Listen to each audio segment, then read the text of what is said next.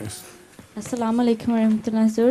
میرا نام نائلہ قمر ہے اور میرے والد صاحب کا نام محمد ساجد قمر ہے اور میرا تعلق تھونٹنی جماعت سے ہے. حضور میرا پہلا سوال ہے کہ سوسیولوجی آف ریلیجن میں ہیومنسٹ اپروچ سے ہے کہ ان کا کہنا ہے کہ معاشرے میں غیر مذہبیت اور یعنی سیکولرائزیشن کا رجحان کی اہم وجہ آج کل سائنس اینڈ ٹیکنالوجی ہے. تو حضور آپ کا اس بارے میں کیا خیال ہے؟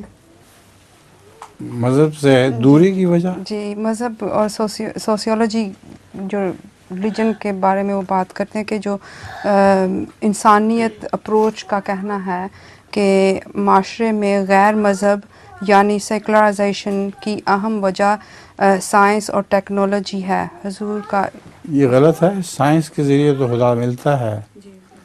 سائنس کو اگر آپ غور سے دیکھیں تو اس میں خدا کی ہستی کے بے شمار نشانات ملتے ہیں.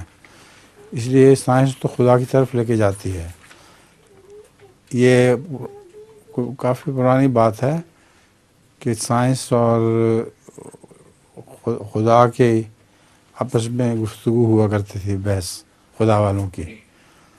تو ایک پادری، ایک سائنسدان لکھتا ہے کہ میں بھی شروع میں منکرین میں سے ہوتا تھا.